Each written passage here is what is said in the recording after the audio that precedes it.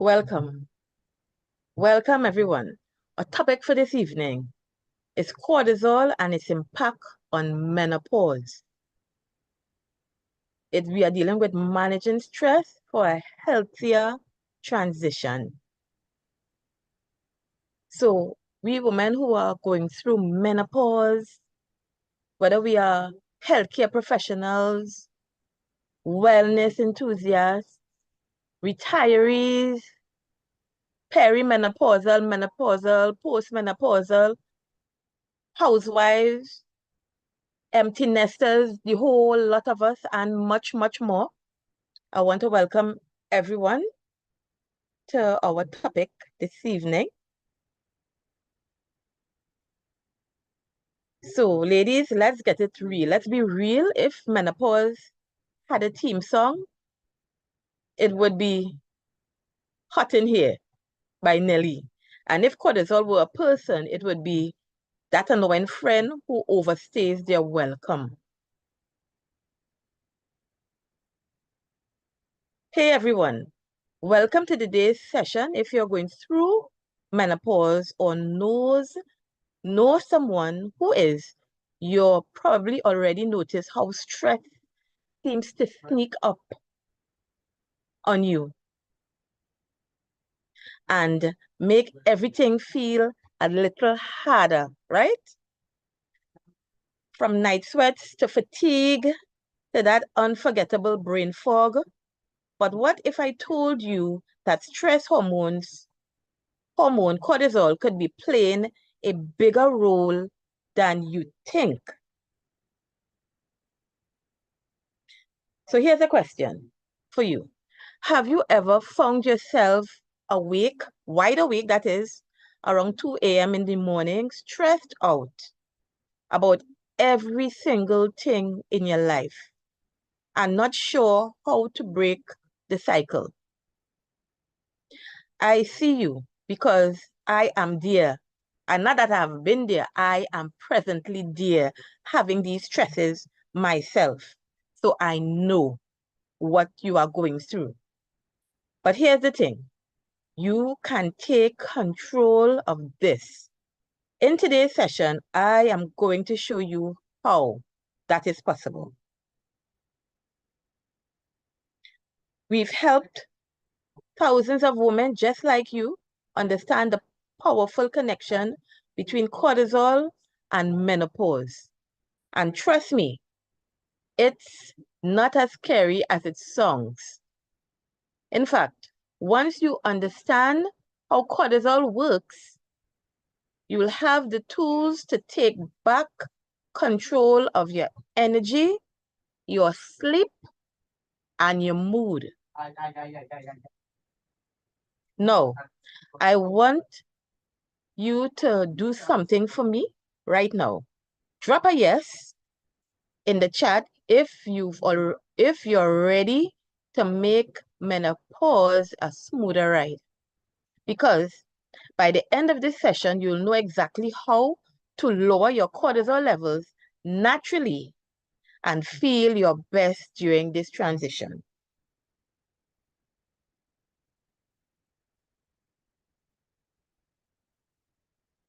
You've got two choices here. You can either sit back and watch this live passively, or you can actively engage and learn practical tips that could change the way you experience menopause. If you are truly ready to transform your experience, I want you to stay with me for the next 90 minutes. But here's the catch. This isn't something I do every day. So if you're tuning in now, you're part of a select group who's about to get exclusive insights into managing stress during menopause. We've got a lot in store today, from understanding cortisol and its impact on your body to actionable strategies that you can start implementing, yes, today, right now. Plus, I've got some amazing resources and tips you won't want to miss.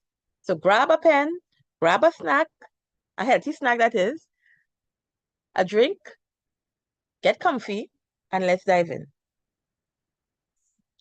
But before we get started, hit the like button and make sure you're subscribed so you don't miss out on any of our future sessions. Trust me, you won't want to miss a single minute of today's discussion. All right, let's get started.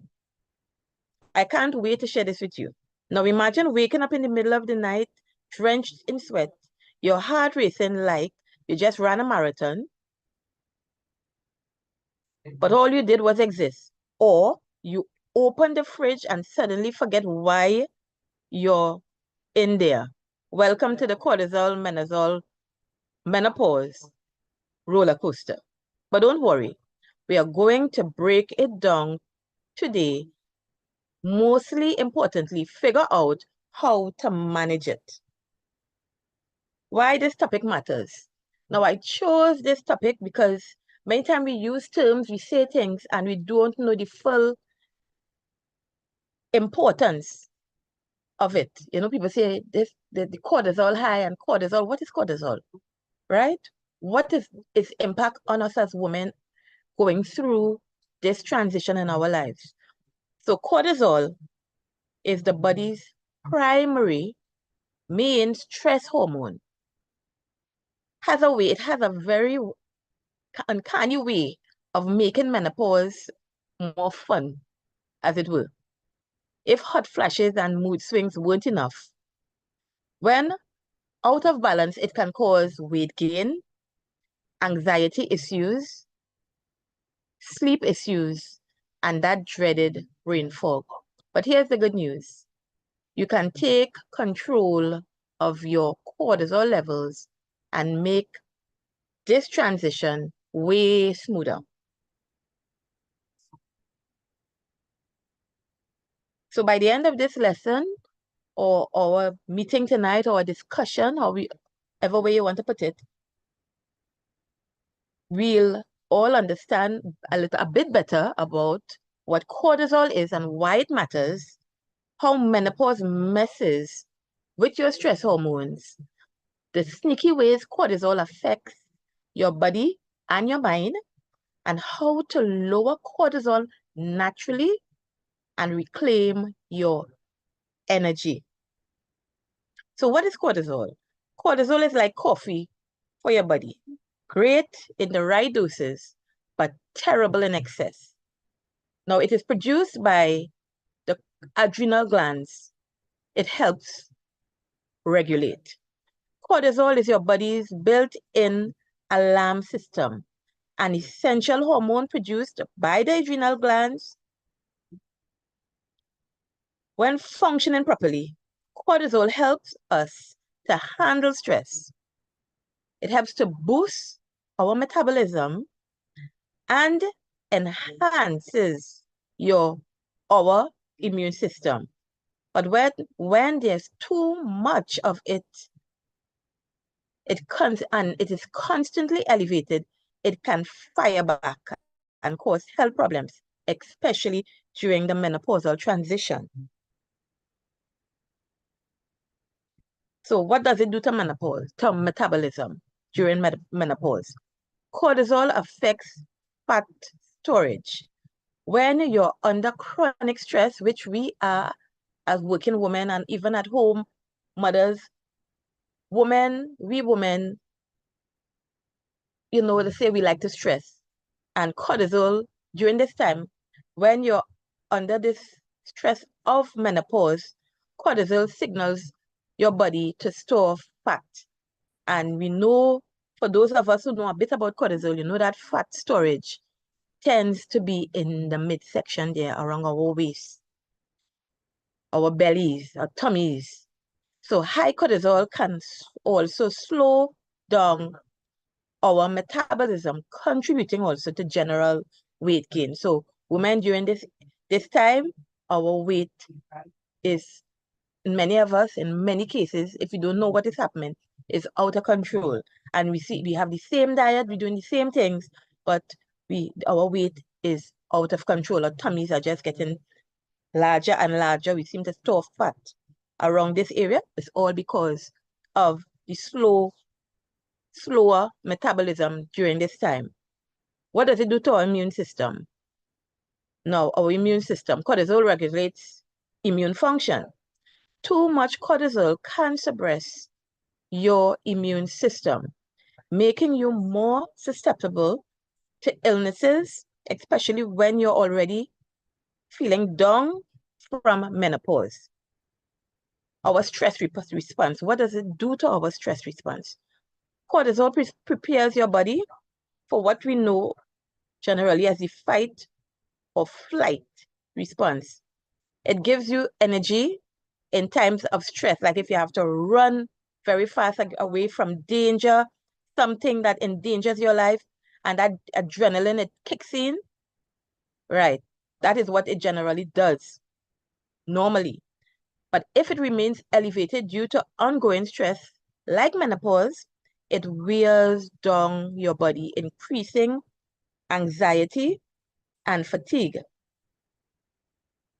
So how does cortisol work?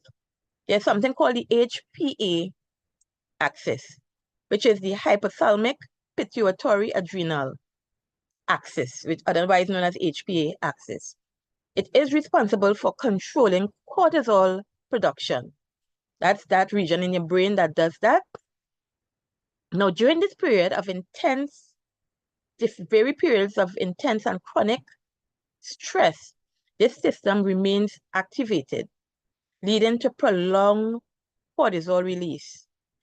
So we have what is going on with us with menopause, and the menopause exacerbates this issue because your adrenal glands, which are responsible for cortisol, are now also tasked with handling the drop in estrogen and progesterone levels. So cortisol generally has a natural daily rhythm. In the morning time, cortisol is the highest, which helps us to wake up and feel alert. In the evening time, as evening approaches, cortisol levels naturally declines to help you relax and fall asleep. What is the disruption here then? Disruption. When your cortisol rhythm is disrupted by decreased levels of estrogen and progesterone, such as staying up late, stressed about work, or menopause symptoms, your body struggles to maintain this balance, leading to insomnia, fatigue, and brain fog. So there is a good, bad, and ugly side of cortisol. Let's see what the good is. The good part of it is it boosts metabolism and helps to fight infection and prepare us for stress. The bad. Too much cortisol leads to belly fat, sleep problems, and irritability. And the ugly. Chronic high cortisol can lead to fatigue, mood swings, and cognitive issues. There are times, ladies, when I get up to go to work in the morning after not sleeping whole night, and when I think about going to work, and as I'm a nurse and a midwife and a sexual health nurse, and when I think about getting up to face the type of stress that we are generally under, working very short and not sleeping in the night, and that catches up with the way I am feeling. You all can relate to me. Many times my body just cannot get out of bed. I just can't. I do the right things, but just the stress of being there in that stressful environment, my body sometimes just gives up, and I am just out of strength physically and mentally. So you are not alone. So has anybody here wake up in the morning already, feel overwhelmed, just thinking about work? You can put your comment in our chat box. Let's look at the connection between cortisol and menopause. Now, hormonal shifts happen during menopause. During menopause, estrogen and progesterone take a nosedive, leaving the adrenal glands scrambling to compensate or to make up. With these hormones no longer in the picture, your body looks to other sources to produce hormones, and cortisol is one of the other sources. Hence, these little glands now have double duty, producing both stress hormones and what's left of your estrogen, of our estrogen. This creates a vicious cycle where cortisol becomes a dominant hormone, affecting your emotional and your physical health. No wonder you feel exhausted most of the time.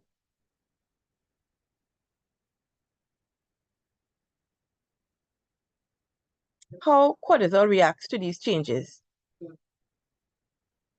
Menopause-related changes make the body more sensitive to stress, and the ongoing hormonal shifts elevate cortisol. This leads to increased anxiety, increased mood swings, and being excessively overwhelmed with feelings of stress.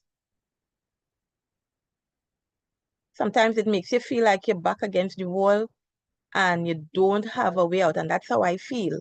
I don't know about you ladies, but I feel like that many times. It's just sometimes we walk around with these feelings and we can't even express it because you don't want to let everybody know what is going on inside of you, and that it feels it feels so overwhelming when this happens. So fatigue and mood swings, what does it do? It exacerbates that as well. Cortisol exacerbates fatigue during menopause. If it stays high, it disrupts your energy levels, leaving you with irritability and low mood swings. Sleep disturbances, which is my main problem with the disruption of cortisol. For me, elevated cortisol, especially at night, keeps me and keeps a lot of us from entering deep sleep, deep restful sleep. So many times, yes, you sleep, but you get up tired. So you may experience insomnia, which I do, which I experience frequently, and wake up frequently, disrupting your natural, what we call circadian rhythm. So many times I get up, I go to use the bathroom, or I just get up like that, and I cannot go back to sleep. And when you look at the time, when you see time going 1 o'clock, 2 o'clock, 3 o'clock, 4 o'clock, oh boy, time to wake up and get myself ready for work.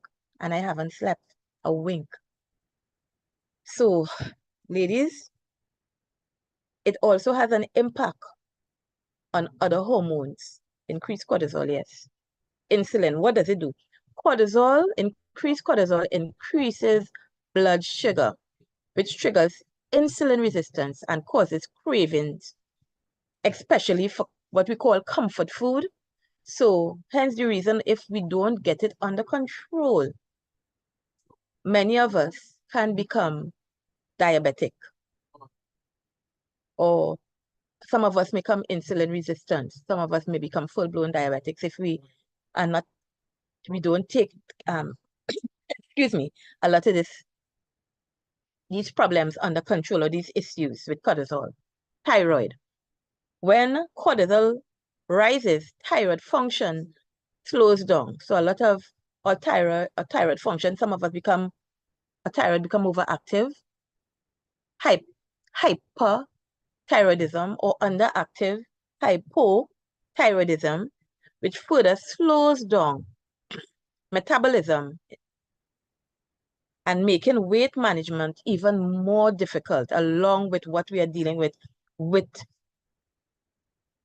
our issues now during menopause. Melatonin.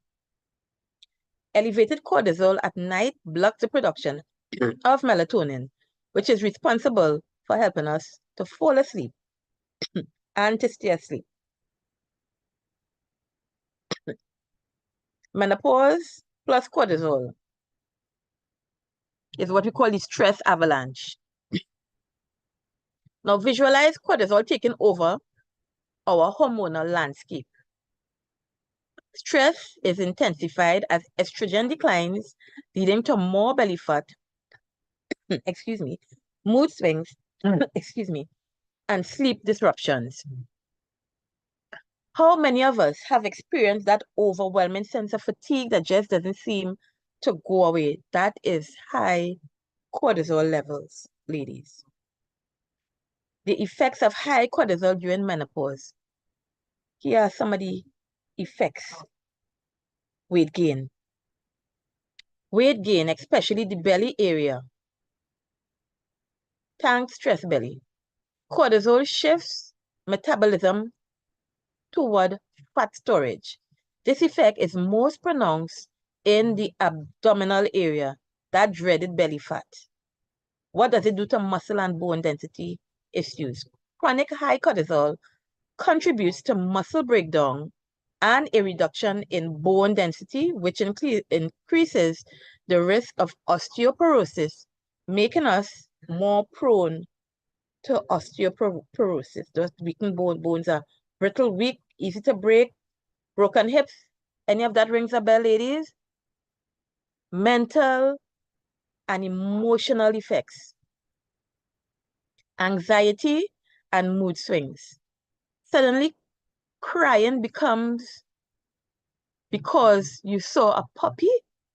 That's cortisol.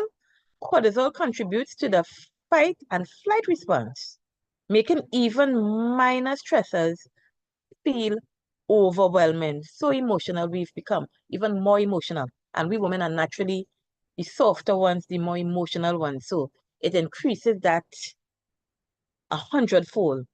Increased anxiety and unpredictable mood swings are very common.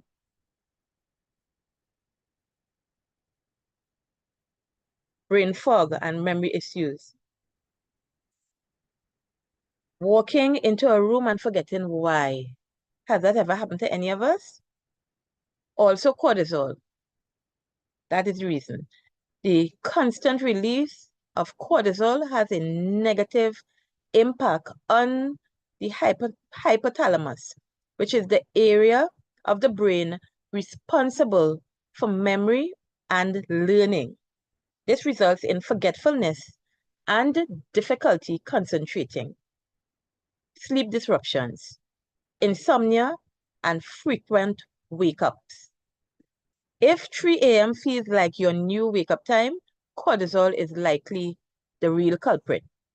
High cortisol can prevent you from getting a restful night's sleep, especially during menopause. You may struggle to stay asleep or experience disturbed sleep cycles. The vicious cycle. Poor sleep raises cortisol, which causes even more stress, which worsens sleep. And I want to repeat this again. Poor sleep raises cortisol, which raises more stress, which worsens sleep. Poor sleep results in higher cortisol levels, which in turn increases stress and worsens sleep. This is a never-ending loop that can continue unless addressed, ladies. The effects of high cortisol are breakdown. So here's the breakdown. Weight gain, stress belly, muscle loss and bone health, heart health risks, anxiety and mood swings, sleep disturbances and disruptions, and brain fog. Who here has struggled with brain fog or difficulty concentrating during menopause? It's not just you, it's cortisol. Managing cortisol for a smoother menopause. So, ladies, there is a way out of this cycle. So let's look at the importance of exercise. You know, many times Dr. Khan and I, we've talked about the importance of exercise. And exercise is really my go-to. That is actually one of my go-to. Strength training, which I've started to do more often. decreases my stress levels. And what it also does, it boosts metabolism.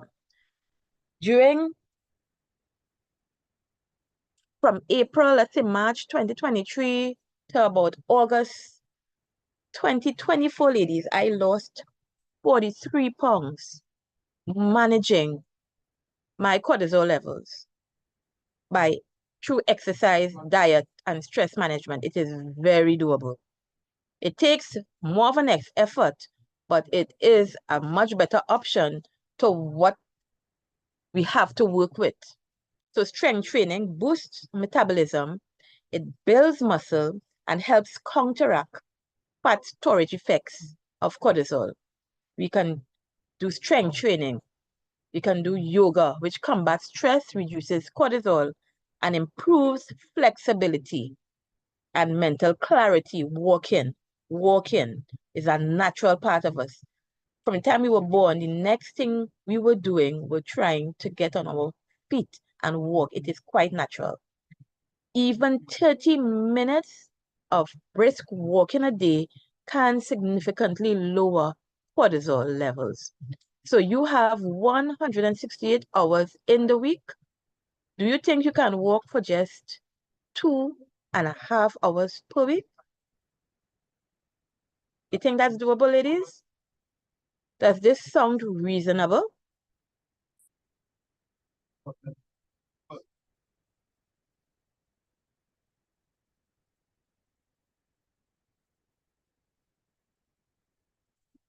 Anti-inflammatory foods.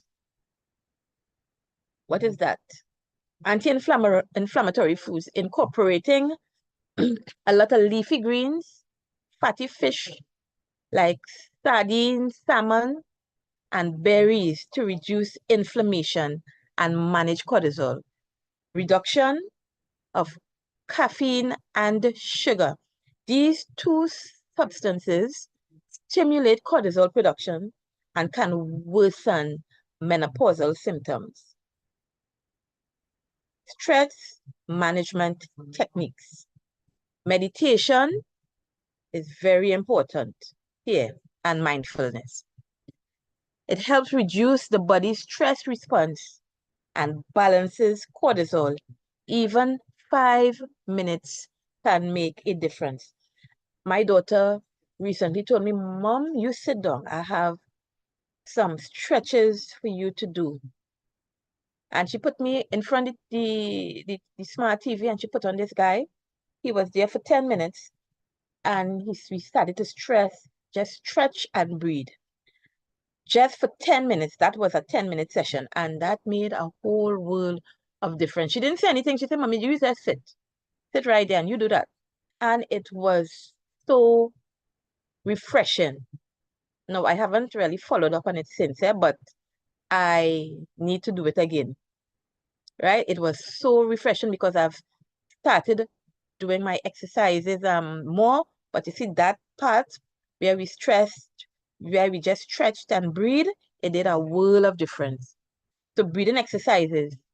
Try the 4-7-8 technique, which is inhale for 4 seconds, hold for 7 seconds, and exhale for 8 seconds. That is called the breathing exercise, the 4-7-8 technique, which is, again, I'll repeat, inhale for 4 seconds, hold for 7 seconds, and exhale for 8 seconds.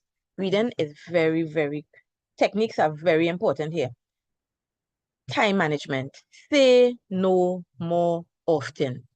Set boundaries and learn to say no. As we say, some children would say this, the younger children, they would say no. Learn to say no to prevent yourself from being overwhelmed. Sleep optimization. Good sleep hygiene. Make your sleep environment dark, cool, and quiet. Eliminate screens before bedtime, which is the cell phone and all social media, at least an hour or two before bedtime.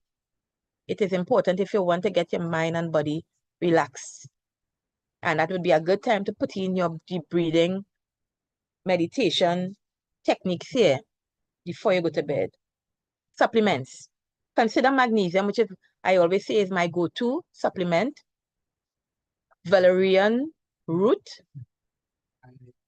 and adaptogenic herbs like ashwagandha to promote relaxation and sleep, which I all use, except for the valerian root. I haven't used that one as yet, but I use my magnesium on a regular basis, and I use the ashwagandha regularly as well. And it helps a lot with the use of the magnesium.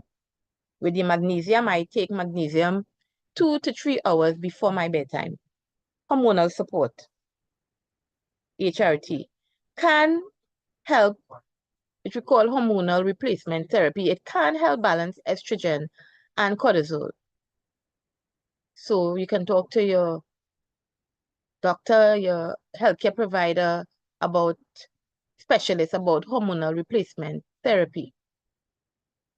Adaptogenic herbs like rhodelia, and holy basil help make stress and the cortisol levels drop naturally. Cortisol. What are some management strategies we need to go over again? So here's what we spoke about just now: exercise, strength training, yoga, walking, diet, anti-inflammatory food, reducing sugar, and reducing caffeine. Stress reduction, mindfulness, breathing exercises, time management. Sleep and supplements, good sleep hygiene, magnesium and adaptogens. So what's one thing from this list you're excited to try to help manage your cortisol?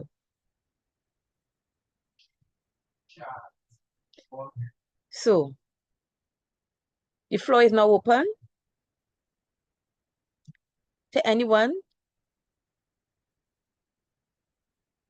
Other than why menopause feels like a bad joke, it is open to any one of us who would like to say something, to ask a question. Ladies and hopefully gentlemen who are here with us tonight.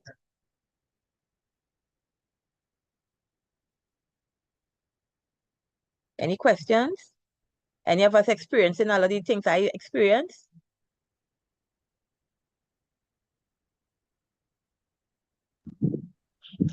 Good night. Good night, Andrew. Hey, Maria. I just have a quick question. I heard you just say that you take your magnesium at night. Yeah. Yeah. So it's better to take at night and not in the morning. Yes, I found, and I did more research. I have found that in the nighttime, because remember you're preparing to go to sleep, Mm-hmm. and when you take the magnesium at nighttime, if you know you're going to bed at least 10 o'clock, you take it at 7. If you are Which one do you somebody, take? ah, Which one do you take? magnesium glycinate, Right. Okay. right? Thank you. Yeah. Yes. So it's 2 to 3 hours before your bedtime. You know, everybody bedtime is not the same. You're welcome. Yes. Great. Thank you. You're welcome.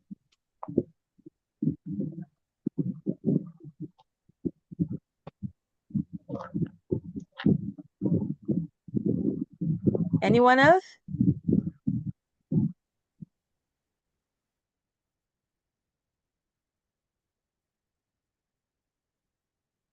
Hello, good night. Good night. Good night. How are you? Good night, Gracelyn, Miss Eli. How are you? I'm okay, I made thanks. out your voice. Yes, Welcome to my Tobago brothers and sisters. Welcome. thank you so much. I remembered I was getting trouble sleeping and I spoke to you some time ago and you advised me on the same magnesium, which Mm-hmm. I did. I was in New York at the time and I bought it, magnesium glycinate, and it helped.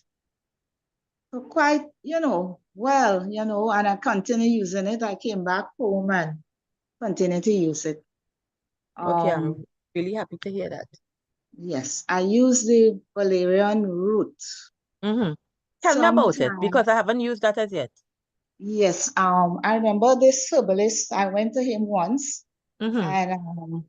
and, I was telling him that, I was having trouble sleeping and all of that. And he advised me to purchase a bottle. He had it selling and I bought it. But the only Mm-hmm. thing about it is that I don't like the smell. Oh, it have a pungent smell. And what about the taste? But Just the same way? yeah, yeah, yeah. You can't miss it. Oh Can't miss my, it. oh And my. it helped too. It Mm-hmm. helped too. Yes, yes. So you still use the Mm. valerian root? Yes, but not as often as the magnesium. Okay, Yeah, because of the okay. sun. Yeah. And what about the chamomile tea? Well, yes, I do that too. You I use that use that. too? Yeah. Because I use a lot of things in combination. I don't use just one thing Yeah. as well, just as Okay. you. I use a Mhm. number of things to Yeah. help during this time because you know how it could be very, very um yeah, these hormones going up and down. And people think because you're past the bleeding time, which is the perimenopause time, and you pass menopause and you're post-menopause now, that the symptoms just would automatically disappear. No, it doesn't. You still have a lot of symptoms taking place. A Yes. lot of women talk about getting that breast fullness even though their period stopped a number of Mhm. years and all of that. So that valerian root, thank you for enlightening me. I don't know, I might think about using it, but I will think real hard. Yes, I don't think yes, yes. I don't think I'll be a big fan of that one. Oh, yes. But Thank you so much thanks, for the thanks. information. You're welcome. Thank you. Thank you for Welcome. sharing. Welcome. Anybody else?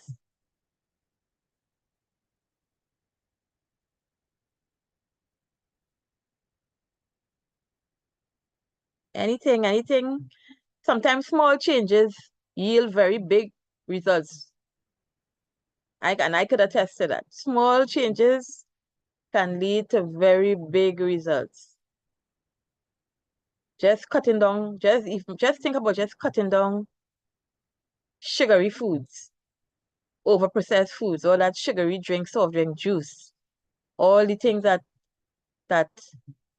really and truly are poisoning our system and causing the hormones to even act more crazy. Just that alone, that change alone, if you can't take away anything else, and you can start to do make those small changes, it would make a world of difference, ladies. I can tell you that from personal experience. Any other comments or questions before we close off?